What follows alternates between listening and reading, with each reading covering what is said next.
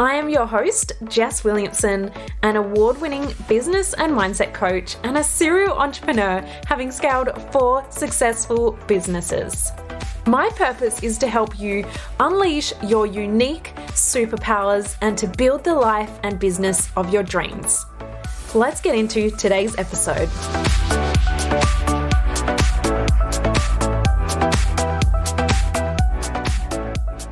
Hello, and if you haven't noticed, today is my birthday. I am so excited. So I wanted to do something fun. When I looked at my podcast schedule, my podcast managers, we have a schedule, and I saw that Tuesday is my birthday.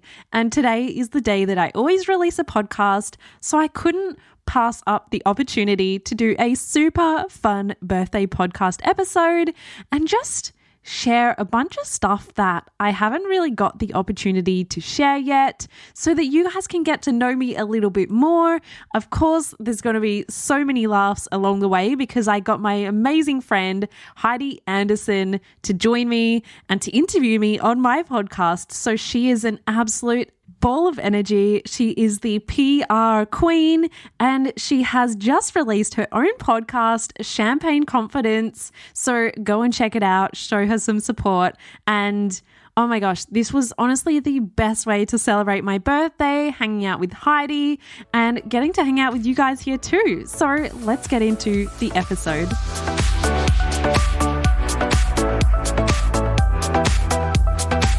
I'm so excited, Heidi. I couldn't think of anyone better to come on my birthday episode and just have the best time. So thank you. Oh, thank you for asking me. I feel very honored when you asked me. I was like, of course. So no pressure to myself. I've got to remind myself, no pressure. I'm an interviewer. I'm now literally coming on your podcast and overtaking your podcast. Yeah, which is like a real backwards shift. Like I'm being interviewed on my podcast, but we're just going to hang out and have a bit of fun. And then we're going to be changing roles in a couple of weeks for you. Yes. Oh my gosh. Well, like I said, no pressure for you then either. Yeah. It's going to be such a fun episode. So stay tuned, everyone. In a couple of weeks, we'll have Heidi's episode out. Oh my God, I can't wait. And I was thinking about like today for your birthday podcast, like, just some of the things that we could talk about, because I think like when you're an interviewer, it's really hard sometimes to put your personality into it because you're making the other person shine. So, I was thinking about you and you being the host. And I was like, I wonder how much people actually truly know about you. So I've got some really fun questions. I'm excited and I love like a curly question. So feel free to throw anything and we'll see. We'll see if we need to cut it out later. Oh my God, I love it. Well, so should we get this party started? Yeah, let's do it. Well, I was going to sing happy birthday, but I'm actually going to get my son to sing it for you. Oh my gosh. Little Memphis Ari. You met him the other day, didn't you? Yeah, we got to hang out for a few days down south, the best little getaway, and Memphis came to pick you up. Oh my gosh, I know. And one of his favorite songs is Happy Birthday, actually. Oh. And he sings it all the time. I thought I'll get him on the podcast and he can sing to you. Okay, are you ready, Jess? I'm ready. Happy birthday to you. Oh my God. Oh, that's beautiful. Are you singing that for everyone whose birthday it is today? Birthday to Oh my gosh, that is the best celebration. Thank you so much. And thanks to Memphis for being an absolute legend. Now we've met my son and, we've heard happy birthday from Memphis. Let's get this Jess party started. Woo! So tell me, what are you famous for? If you could describe to someone, if you were stuck in a lift and they were like, who is Jess Williamson? What would you say you were famous for? I always say, like, if someone gave me like a 2-minute on air to the whole world and I could like leave one message, I'd be like, that anything is absolutely possible. And it's so funny because my friend Asha always reminds me of this. I told her ages ago, I was like, I always tell my boyfriend, like, I'm working with my clients, loving it so much. And I tell them anything is possible. And he's like, Jess, you can't go around telling everyone anything is possible. And then she reminds me that I was like, what do you mean? Like, I'm just so confused by people thinking this way. I'm like, what do you mean I can't tell people anything is possible? Of course it is. So why does she think that you can't say that? she remembers me telling her this about my partner. And so like he always thought, well, if you're not an Olympic swimmer, you're not going to be an Olympic swimmer. And I'm like, yeah, but you wouldn't love swimming if you're not good at it. Yeah. Maybe you would, or you'd like practice the heck out of it. Maybe you won't make it to the Olympics, but it's like, what is it about being a professional swimmer? And you can do it. You can do anything. Yes, I love that. I talk about it on, in my program and stuff, and it's like that big old cock block, I call it, where the thing that's standing in your way and anything is possible. I love that. So would you say that that is a mantra that you live by? Would that, if you had a quote to describe who you were, and I guess what you believe, embody in your business and your life, would you say that would sum it up? Yeah, pretty much, I think. I mean, I've got my journal and like on the front of my journal, I've written dream big and make it your reality. It's just like, just have those big dreams and stop putting limits on yourself. And then all you have to do is go out there and do it, And I know that's oversimplifying, but that's really it. That's the answer to life, I think. Yes, dream big and anything is possible. And it's something I so live by. So tell me, Jess, would you ever get a tattoo with dream big on your body? Oh my gosh. I have always been the person, I was like, I'd never get a tattoo. I don't know what it is, but I'm like, I just don't think I would like it forever. I don't know if I would get a tattoo, but I feel like it would be the motto. If I was going to get a tattoo, that would be it. Okay, so tell me, I think you've just confessed that you don't have tattoos. No, I don't have any. None? No. Any random piercings anywhere that you need to confess to? No, I don't. I don't have anything. I got my ears pierced when I was like quite a bit older. Some kids get their ears pierced when they're like a baby or kid, but I went like 4 times and I chickened out every time. When they put the gun on my ear, I was like, no, and I was pretty scared. So I was pretty savage. I would run off. Oh my God, getting your ears pierced is pretty hectic, isn't it? Like now when you think about it, when you just reminded me of that gun and the noise that it makes and the fact that it like punches straight through your skin. If people haven't got their ears pierced here and they're like, I'm booked in today, they're going to be like, oh, fuck, I'm not going now. But it literally is quite a scary thing now when you describe it like that. Yeah. And my like 3-year-old cousin who came with me at the time, she went, she was like, no worries. Oh my God, that is so funny. Well, speaking of scary, what is the scariest thing that you've ever done? So, you stepping out of your comfort zone or you putting yourself out there, like what is the scariest thing that has made you squirm? Oh, there's lots of things, but also not lots of things because I'm like, I'm a bit scared, but I'm doing it anyway. So it definitely would have been public speaking. Like I hated public speaking and I would just shut down. Like I wouldn't even know what my name was. My whole body would like almost feel like it was going to combust. It would get so hot and red and it was just not a fun time trying to public speak. But then when I started a business, I almost had this mission or this goal or purpose that outweighed the fear. And I was like, how can I get my business out there for free when I'm starting and like spread the word? So I reached out to small biz events. Ashley, I think you know her actually. I was like, hey, can I maybe speak at your event? And she gave me a 5-minute slot before everyone else. Like the main speakers were after me. And I practiced for 4 weeks. And this was a 7 a.m. breakfast event. And I even considered, I was like, I've got to drive there, but I feel like I'm going to need a shot of vodka before I do this speech. And I'm really not the biggest drinker. But I was like, right, logically, how can I like have a shot but still drive? Like I didn't have the shot. That's just the thought that went through my head. I was like that scared of it.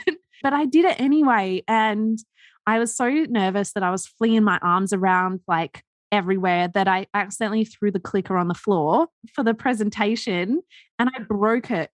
all of the other speakers after me. And I was like, oh God, this can't go any worse. And then I kept going. And it was literally a 5 minutes like, hey, this is Jess. This is my business. I went to New York. Here's a photo. Like that was it. But I was so nervous. But that one time made me 1% better. I was like, next time I won't break the clicker and then it'll be better. So, every time we learn and we grow. And, even just one girl came up and said, thanks so much for sharing. And I was like, what do you mean? What do you mean? It was a train wreck. I think we always are our own worst critics often, especially when it comes to public perception. And I actually read a book recently. I've forgotten what it's called, but it was all about you have more influence than you realize. So quite often you'll be in a crowd and you're like, no one even sees me. But really, people are noticing small things about you or taking in what you're saying and you won't even know. And people often won't come up and tell you. So that was a pretty scary, but look, here I am with my own podcast now. So oh my God, I love that story so much. And I know you told it to me when we went down south and I still found it funny the second time around.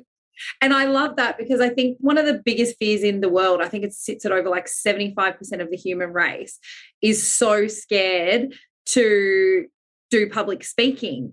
And the fact that, you did that and you put yourself out there. And I think when you and I spoke about this, we were saying a lot of the time, like people have resting bitch face, and the ones that have resting bitch face, you're getting in your head thinking like, oh my God, they're taking nothing from this. They're getting, blah, blah, blah, and you start to think like, oh my God, they're judging me. And then they're the ones that come up to you afterwards. That is like, oh my God, that spoke to my soul. Thank you so much. Yeah. The thing that really helps me now, when you do look out in the audience and they all just look so serious and you're like, oh my God, is this entertaining? Are they taking away stuff? But they're usually just so concentrated that they're not thinking about how their face, looks when they're concentrating. And so, when you're up there and you get this thought of like, oh shit, what's going on? You just got to remember that what you're sharing is valuable, and just having that belief internally, because otherwise the nerves set in and you're halfway through and then you'd start to like show that energy up. And I feel like that's where it could possibly go wrong. Yeah. And I think also like people, they're admiring you for getting up and talking. This is the one thing that I find, because that being people's like pretty much the majority of number one fear, they're going, oh my gosh, I am just so proud of that person and admire them for getting up. So it's a confidence thing. I love that. What would you say your confidence level is on a scale of 1 to 10, putting yourself out there now, with 10 being fuck off amazing? Can I say 20? Yes. Can I say 20? You can say 20. Even throughout my whole journey. So when I started my very first business, I didn't put my name anywhere. Like I didn't want anyone to know it was me, but I always knew that I could do it. I was like, I'm going to make this global. I'm going to do this. Even when I was choosing what to study at university, I remember saying to my mum, dad, I was like at Curtin Uni looking at all the courses and I was like, if I'm going to be a CEO, I probably better study management. And so I've always like had this confidence. There's like, what 17-year-old just decides, well, logically, I better do management if I'm going to be the CEO. So that's just how my brain works. Like there was no self-doubt. I was just like, well, duh, like what else am I going to study? So you knew at 17 that you were going to be a CEO. Yeah, but I thought that looked like a suit in a damn office, So no one was really doing this back then. It wasn't really a thing. So it was really cool to start to see, the rise of the female entrepreneur and just creating whatever the heck it is you want. And anything can be a business, really. I love that. How would your mum and dad describe you? So, if we were to sit down with them and chat to them on your birthday, how would they describe Jess? Look, it could go one of two ways. I always got told stop being bossy or stop arguing when I was growing up because I was like, come on, I know a better way. Or like I'd be organizing my mum and dad, have you got your bags packed yet? Let's go. But I think, they often tell me just like how proud they are, which just really means a lot. And they've always been my biggest cheerleaders through my business. So that's been really cool. Okay, so tell me, we're talking about young Jess here. We're talking about Jess when she was 17, what she wanted to do, the fact that she was talking about being a CEO. If you could go back in time, what would you say to 18-year-old Jess? Wow, so many things. I would definitely tell myself it's not a race. Like you don't have to get there tomorrow. Yeah. But 18-year-old Jess didn't even, like I would have never imagined I would have built 5 businesses, like traveled all around the world, been here doing what I'm doing. Like it's not even a thought that I would have had at the time. So I probably would tell myself like, just you wait and just wait and see, all the hard times are going to be worth it and all the hard work. I love that. And I think it isn't a race. And I think even still, that's a great reminder for me at almost 38 years old that it's a marathon. And I think we have to remember that. And I remember that now with my radio career, now just launching my podcast, and I think it's just a really beautiful reminder for wherever you are, at whatever stage or age or thing of your career. So yeah, that's really perfect. Okay, what I wanted to ask you was, you mentioned before that you've had 5 businesses. So many people would see you as such a positive light, like you've worked on your mindset, you help women launch businesses, create businesses, you do all the ins and outs, and you put a lot of positivity out there. Can you take us back to a moment where Jess had been struggling, like you were standing in your own way, in one of the times in the business? Can you take us back there, and then and I'd love you to share, and then how you managed to make your way out of that shitty situation? Yeah. So I'm going to give an answer that not many people probably expect or maybe like are looking for, but I didn't really ever feel like I was in my own way. The problem was that I would just have an idea and do it and make everything possible, that then I hit burnout to the max. Like I was doing absolutely everything, even the opportunities that I created for myself. Like I flew around the world, flew around Australia to make these opportunities. I had zero experience, zero contacts, like zero anything. And I created it. So I feel like I've never really had any like roadblocks around what was possible or getting to the next step. The biggest challenge for me was not burning out. And that's why I teach business for life. And all of my content now is like, let's build a business without the burnout, because we don't need to go there. But I used to just wake up at, 7 a.m., get on the computer, because I'd wake up with this anxiety of so much to do. And then I would work till 3 p.m. And then I'd be like, oh shit, what about a shower? Maybe I should eat something. And it was like every day for about 2 years. And then the year before that, I was working full time and doing that still. So it was a good couple of years where I was like, this is not what it's meant to be. And then I realized I could do it in a different way. So that was probably the biggest challenge for me, was actually learning to slow down. I remember when I was younger, the number one thing I'd hear from my parents is slow down, because I would run everywhere. Like no walking, I'd run to go brush my teeth. But what I'd do was, because we had like all these corners where the hallways were, I would like bounce off the walls with my hands because I couldn't corner the corner quick enough. So I'd be like bouncing off and I'd run into the walls a few times.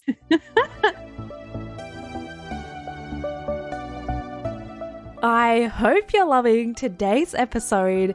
And while we're here, I wanted to let you know about my free resources and lessons that I've created to help you have more success and abundance in your life and your business.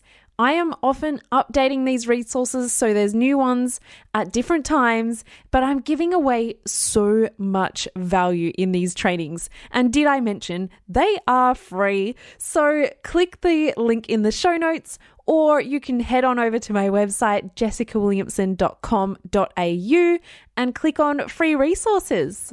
Let's jump back into today's episode.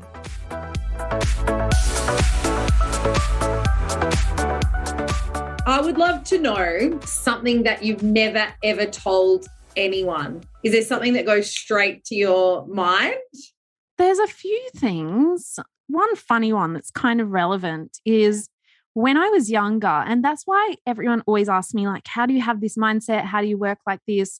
When I was younger, I think I was like 10, me and my good friend who was a neighbor at the time, what we used to do was go around to everyone's gardens and steal their flowers, and then we would mush them up and mix them with water and then sell them back to them as perfume by door knocking. And we were like 10 years old. And I'm like, I don't know if it's genius or illegal, but No, that's genius. yeah, That's genius. that was like fun for me. That was like what I did as like play and fun. I don't even know where I got these ideas from, but I mean, we did plenty of different entrepreneurial activities like that. Okay, so I want to bang out as many questions as we can. Yeah. So what is your guilty pleasure treat? And I want to know your guilty pleasure TV show. I was going to say my guilty pleasure treat is pretty much TV. We had a good bonding over our TV shows. My guilty pleasure treat is definitely chocolate. Like, I don't need much, and I love just like dark chocolate. I don't love like milky sweet chocolates anymore. You only need one piece. When you've got that dark chocolate, you only need one piece, but I have like one piece after every meal except breakfast. So, and my TV shows, anything like reality. I love Real Housewives of Beverly Hills, love some Vanderpump Rules, Below Deck, any of that. It's just like Below Deck Australia. Have you started watching that one? Oh, so good. If you don't know what Below Deck is, just look it up on Google. But basically, they film them whilst they're on big super yachts, and they film the staff and then the clientele, and it's just so good. The best kind of reality TV when they're locked on a boat together. Yes, 100%. Would you ever go on a super yacht? Would that be one of your bucket list things? Whenever I'm watching, like, this is the funny thing, because I watch these shows and people are like, oh, that's so trash. They're just bitching all the time. And I'm like, I learn a lot. Like, you can learn a lot from like Kris Jenner on the Kardashians. You can learn a lot from the housewives, like how they navigate this stuff, or like the kind of wealth that's out there. And, you know, when I'm watching Below Deck, I often do like think about, would I like to be on a yacht? And I just feel like you could just do that anywhere. Like, I'd rather be on land, in the culture. I don't know. That to me is the idea of fun travel. Like, let me be a local. Let me live on the local land. I would go on a yacht for maybe a day or two. Might be fun, but I feel like they're missing out. And maybe they travel around after, but I'm like, go all the way to Europe and you're on a boat. And that's it. I don't know.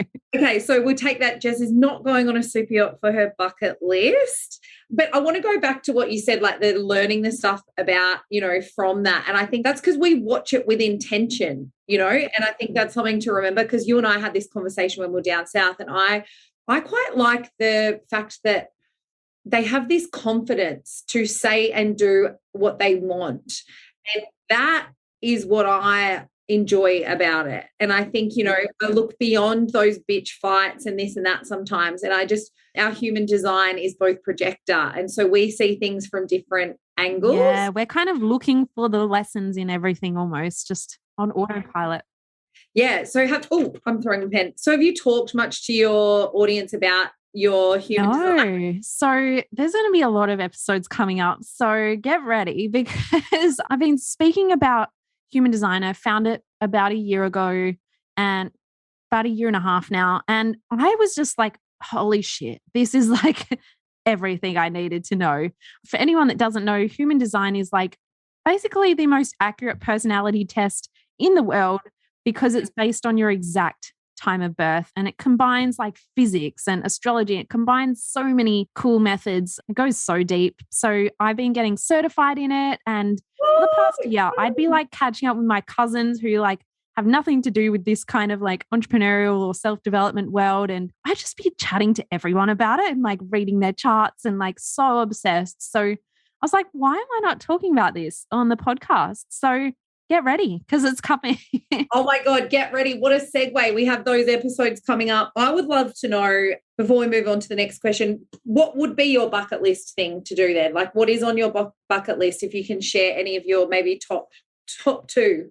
Yeah, I would love to just go to like Greece or Italy or just anywhere in the Mediterranean and just live there for a while. Just like stay for however long you're allowed to stay, a few months or however long it is. Because when I was younger, I went traveling with my family, and I said to my mom and dad, never take me back to England, but America, I'm going to live here one day. And so then when I was in uni, when I was 19, I went to American college for like a whole semester.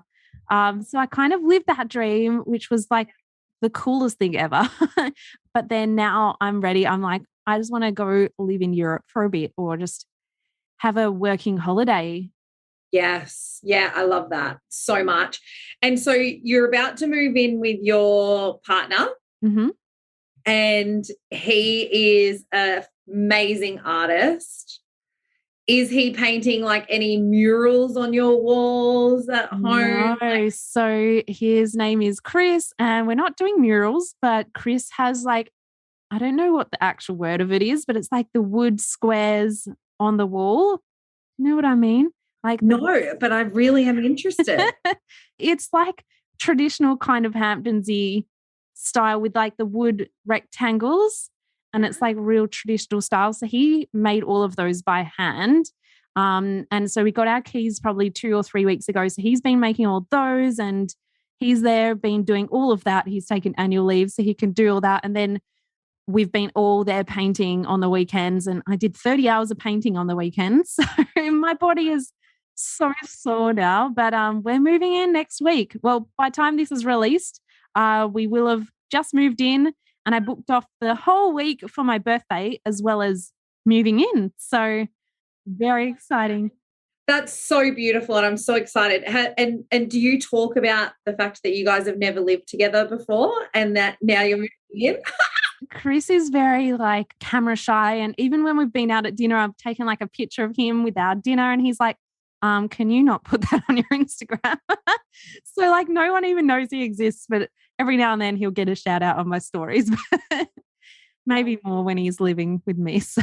He's very talented, and now, yeah, you're going to be living together and, you know, possibly going on that bucket list holiday together as well.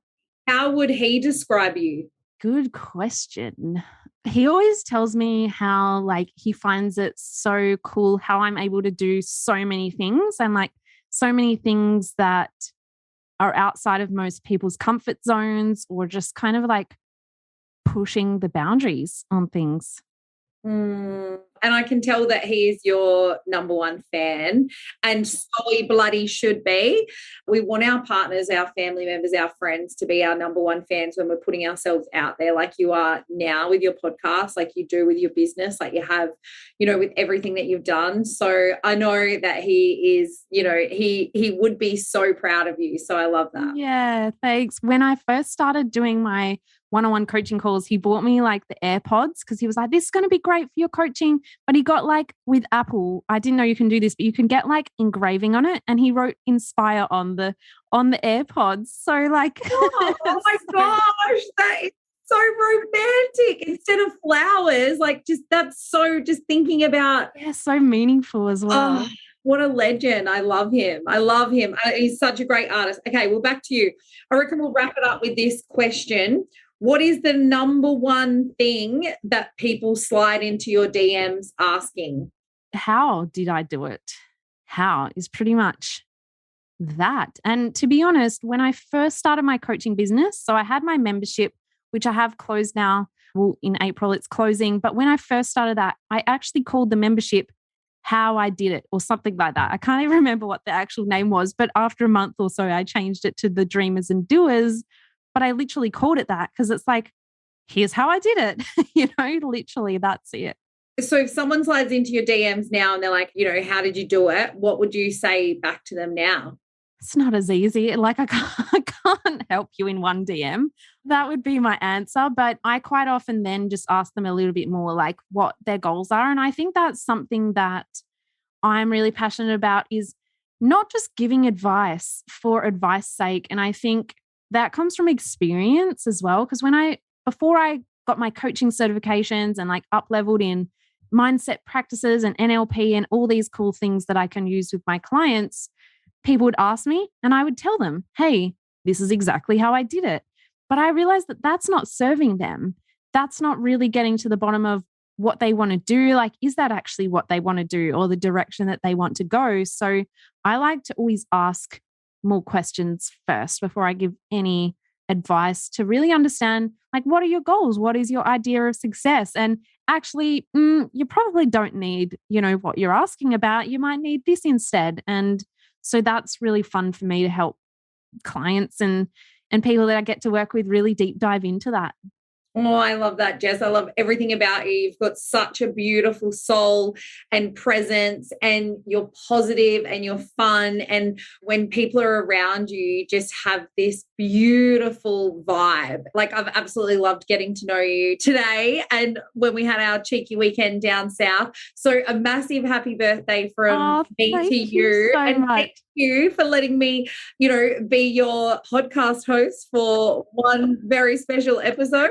I couldn't think of anyone better. Thank you so much, Heidi. You are absolutely the ultimate hype queen. And look, literally it says that behind your head, right? Yeah, Heidi Amazing.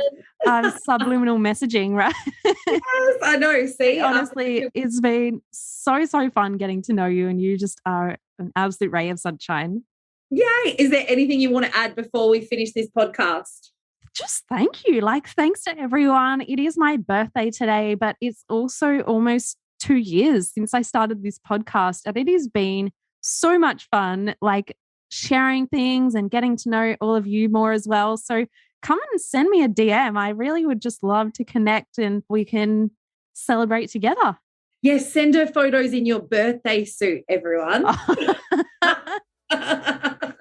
Oh, thank you so much, Jess, and have the best birthday. And I'll now finish this episode with happy birthday to you. Happy birthday to you. Happy birthday, dear Jess. Happy birthday to you. Yay. Yay. Thank you so much. Oh my gosh, this has been so much fun. Best way for celebrating a birthday. Woo!